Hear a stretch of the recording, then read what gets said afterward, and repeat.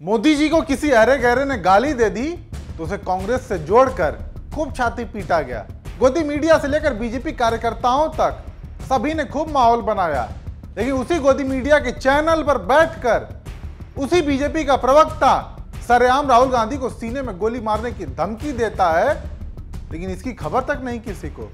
BJP का प्रवक्ता पिंटू महादेव, इसने अंबानी की चैनल न्यूज 18 पर एक डिबेट के दौरान विपक्ष के नेता राहुल गांधी को उनके सीने में गोली मारने की खुलेआम धमकी दी। ഇവിടെ ഇന്ത്യ മഹാരാജ്യത്ത് നരേന്ദ്രമോദി സർക്കാരിന്റെ കൂടെ ജനങ്ങളൊപ്പമുണ്ട്.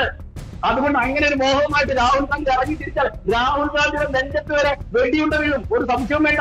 क्लिप में साफ सुना जा सकता है कि किस तरीके से बीजेपी प्रवक्ता बिना किसी हिचकिचाहट के एक निर्वाचित जनप्रतिनिधि के खिलाफ घोर आपत्तिजनक भाषा का इस्तेमाल कर रहा है, और तो और सीधे सीधे सीने में गोली मारने की धमकी तक देता है।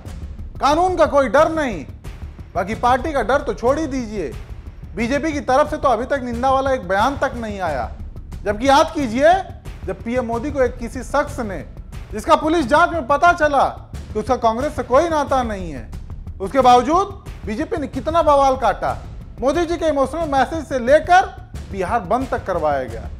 गोदी मीडिया ने खूब नंगा नाच किया, लेकिन आज न बीजेपी के मुंह से एक शब्द निकल रहा है और न ही गोदी मीडिया ये खबर लोगों तक पहुंचा रही है। बाकी एक और जानकारी का पता चला है, ये जो बीजेपी का प्रवक्ता है पिंटू महादेव, ये उसी शाखा से जुड़ा है जिससे नाथूराम जुड़ा हुआ था। वही नाथूराम जिसने हमारे राष्ट्रपिता महात्मा गांधी की गोली मारकर हत्या कर दी थी। और आज उसी सोच से पनपा केरल एबीवीपी का प्रमुख पिंटू महादेव, वो भी यही करने का सोच रहा है।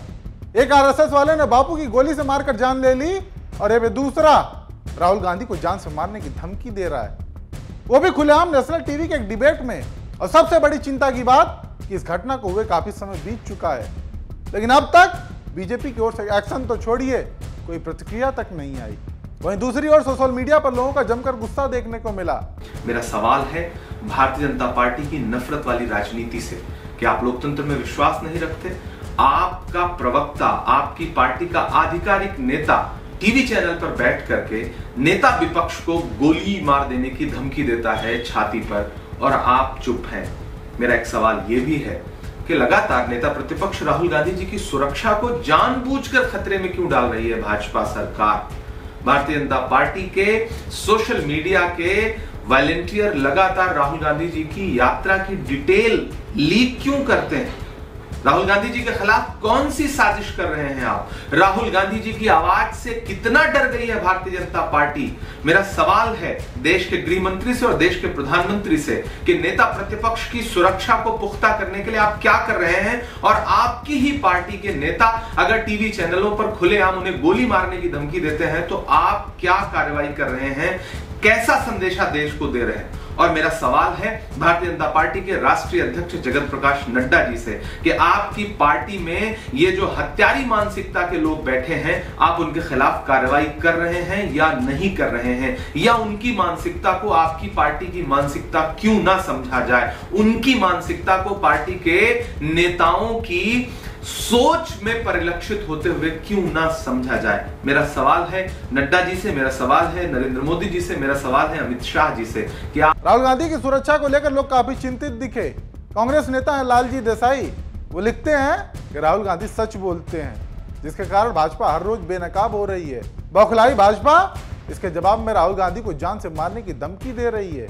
जेपी नड्डा को राहुल गांधी को दी गई शर्मनाक धमकी के लिए देश से माफी मांगनी चाहिए और स्वीकार करना चाहिए कि भाजपा लोकतंत्र को खत्म करने में लगी है।